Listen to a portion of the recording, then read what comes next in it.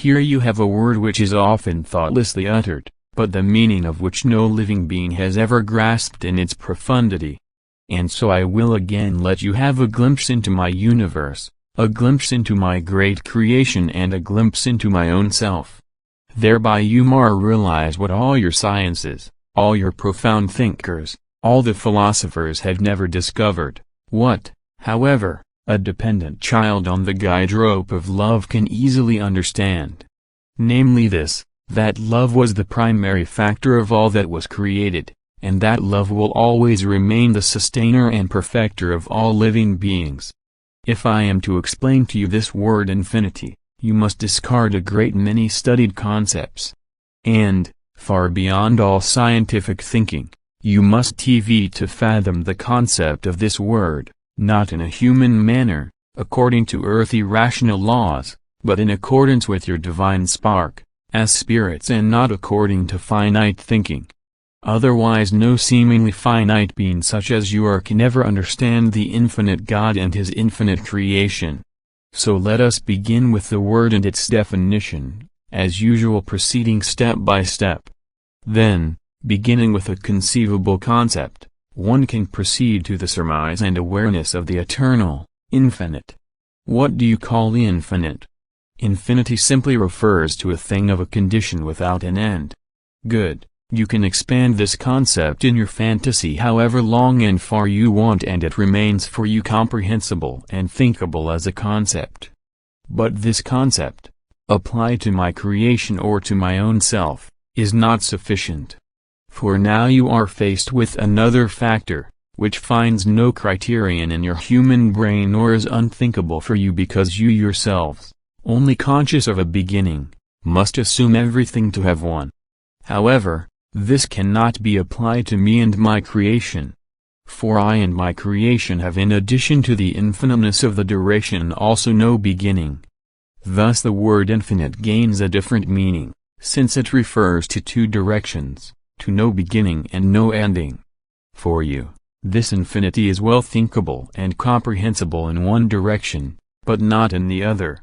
Well, here I will help you, if you can follow my train of thought and soar up above everything earthly created, if you, as spirits, want to form an opinion of me, so as to gain an idea about the creation which is worthy of the Creator.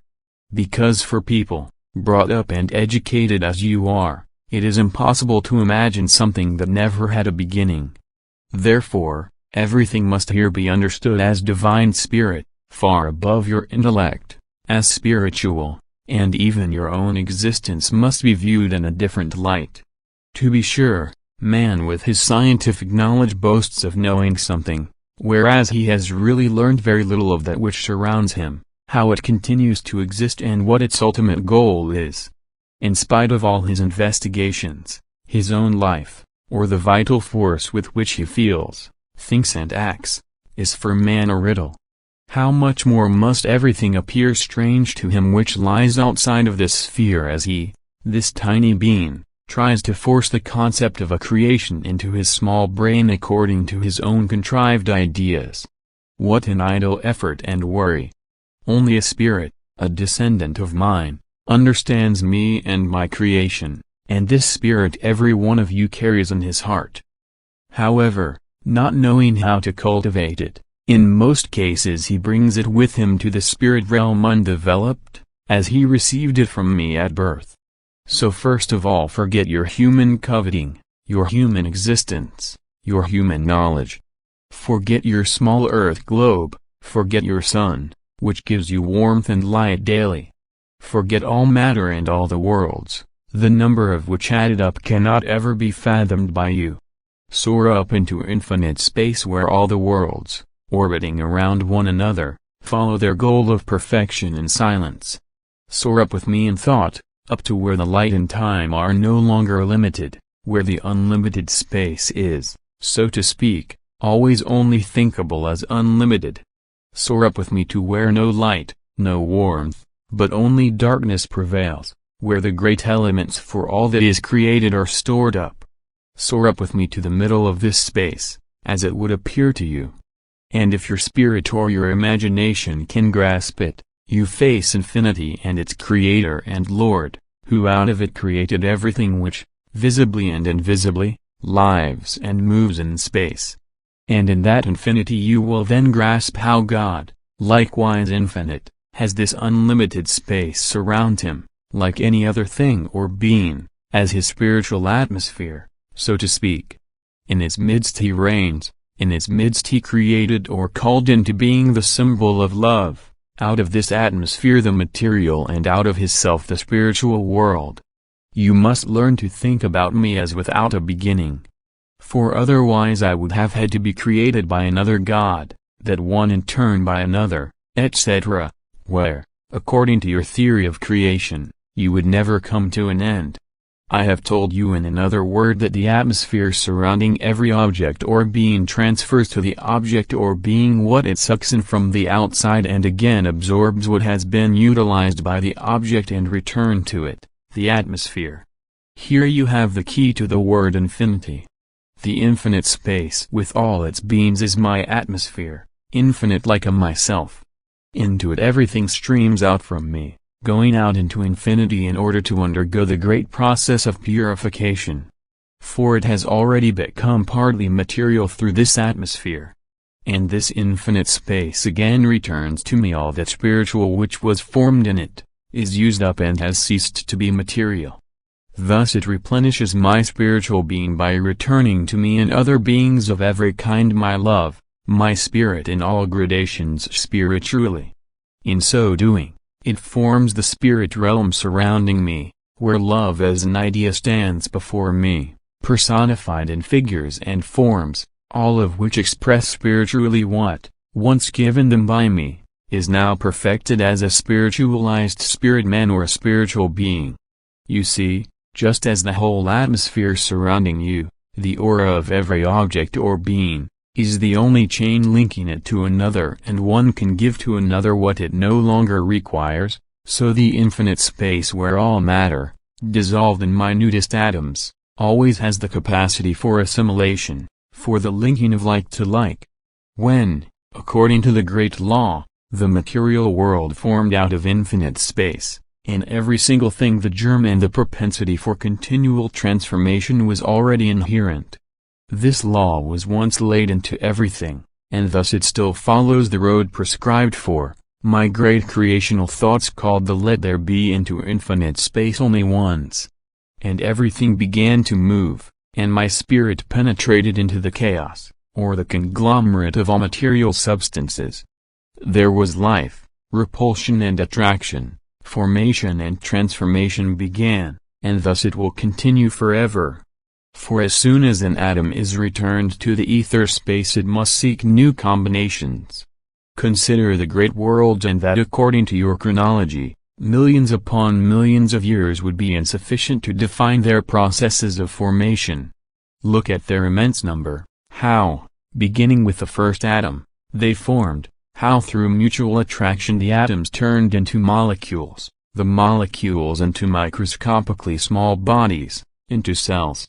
These again, saturated with the atmospheres surrounding them, gradually became more and more solidified, finally forming over a light, warm center a durable crust as the surface of such worlds. There the energy and the life locked up in the interior created a life of their own where, formed by the consumption of warmth and through precipitation, out of the vapors there formed water, outer atmospheres, vegetation and living beings. Look at all these worlds, imagine their immense number, their magnitude where, beginning with the minutest grain of sand up to the ultimate living link inhabiting them, man, the germ of procreation is active everywhere. Imagine the number of your short and small years for such a formative process. Imagine the expelled material and spiritual elements of a single such world globe, which later were the cause for the formation of comets. These comets must form and develop in conformity with the same laws, until also they, turned into a solid mass within the region of a solar system, continue their further course and development as orbiting planets. Imagine the great host of visible stars, which you discover with the naked eye or through your artificial telescopes. Imagine these worlds and the time needed for their formation, their necessary existence, their regular transformation, how everything continues forever in accordance with the law of attraction and repulsion, and the whole of infinity is before your spiritual eyes in its forever incomprehensible magnitude. There, as in the single seed of a small plant, or in the procreation of an infusorian, the same law is followed. This law says that forever and ever out of something spent, something new must emerge, that from level to level at first the smallest atoms become matter, and that matter in its millionfold gradations as something material is then of mutual benefit to others. That, rising higher and higher with every change and, finally spiritualizing itself, it progresses from the inanimate to the animate state and then from the animate to the spiritual life. And all that has gone forth from me throughout the great ether space returns to me, to the spiritual homeland, there to receive the prize and reward for all that had to be endured. Then the spiritually thinking being, sent out by love and led back by love, will see through and understand my omnipotence, my love and my creation. And, as a child of a loving Father, it can and will enjoy the beatitudes awaiting all those who faithfully endure, always remembering from where they once went forth and what their ultimate goal is. Just as your material spiritual atmosphere spiritually binds one to another, spontaneously trying to attract him, to make him happy, so the great force of attraction of my love acts on those beings who want to emulate me. This is how you should understand infinity or the word infinite. Infinite is the power flowing from me into all that is alive, infinite is my love, which will never cease, and infinite is procreation, which progresses from the minutest to the greatest in accordance with that same law. Thus you can understand the infinity of the worlds and of space, thus you can also grasp the great cosmic man, or the entire material cosmic system. It too has an atmosphere around it and in a vast circle orbits around its spiritual central sun, delivering up to the great ether space of infinity all that is used up and absorbing with every pace new enlivening substance. And so you see infinity, or the impossibility to annihilate even the least atom, also metaphorically in spiritual life. There one spiritual thought always evokes another, the thought creates the idea creates the word. Finally, the word creates the work or the deed, thus pointing out the spiritual creator and what he wanted to express spiritually in the material. Infinite is everything, infinite are also you. You have not begun only with your birth, oh no, long ago, even from eternity, you too have been existing, only not as human beings, as single individuals, but as matter, with the same imperishable substance as all matter. The spiritual within you is a spark out of me, of my divine self. It only became aware of its existence once the other two factors, the soul and the body, together with the spirit formed the Trinity, as it exists also in me.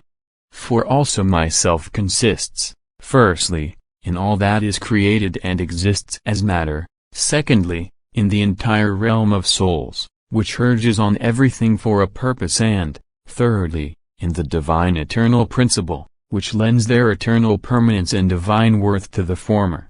So we are body, soul and spirit, I on a large scale, and you and all that lives and has its being, are on a small scale, formed according to the same principles. And for this very reason the physical strives to develop into soul substance and the soul substance into the spiritual. This is, must be and will be the gamut of everything infinite. The word annihilation does not exist in my creation. There is only transformation, even if it often appears under the guise of the former. Infinite are the germs of the divine, infinite is the Creator himself. Why should his products not be marked with the same stamp? However, according to purely human concepts and the laws of human reason, this thought is inconceivable. Therefore, I led you out into the vast ether space and showed you there, as God, the same conditions which prevail among you, as human beings, and which must only be spiritually grasped and understood in their analogy. Only in this sense am I comprehensible to you, Am I close to you? Can you understand my love, my sacrifice and my patience with you? Had I not greater intentions with the world, were not the whole universe spread out before me like an open book, where I see and know everything, but also lead everything to the great goal, the union with me? According to your human judgment and concepts, I would have made your whole earth globe disappear long ago. But, as I once said on the cross, forgive them, for they know not what they are doing, so it is still today. Erring children you are, and many millions with you. You cannot grasp the great thoughts, which should elevate you above what is earthly, have no strength, no energy to soar up to where all human worldly worries vanish into nothing. For, despite all of the words given by me personally, you still have not understood what it means to be a human being, or even a child of God. Hence my words to you, hence their diversity, my explanations concerning all the created, so as to open your spiritual eyes. I have created beatitudes upon beatitudes, but not for the blind, no, for seeing people who shall see and understand spiritually who is guiding them and where he wants to guide them. I want to have seeing people in my creation, who admire my works, who shall recognize from them the Creator of the same and learn to love Him. I want to have seeing people, who shall clearly understand that they were not created for the short span of time you call life. They shall realize that they, on account of that very immortality, carry the germ of the divine within them, and also let it come into play so as to wholly understand my world and me. I want to have my children seeing, so that they, in the awareness of the meaning of infinite or immortal, may understand whose citizens they are, that they were once citizens of a spirit realm and must again become such. Of a realm where the spiritual sun never sets, but where all the light streaming out from me gives its light to the most minute atom as well as to the human spirit, if he will use it towards the cognition that he himself, as an infinite being, was created by an infinite God. So let this word again be a spiritual nudge for your almost dormant hearts, so that you may awaken from your worldly dream and clearly realize that, when your life's dream comes to an end, you will enter as immortal beings into the world just described. So be it given to you for your solace and advice. May it not have been given to you in vain, for you will have to atone for it if you, disregarding the divine laws, want to continue to live in a finite manner, whereas infinity is your goal. Amen.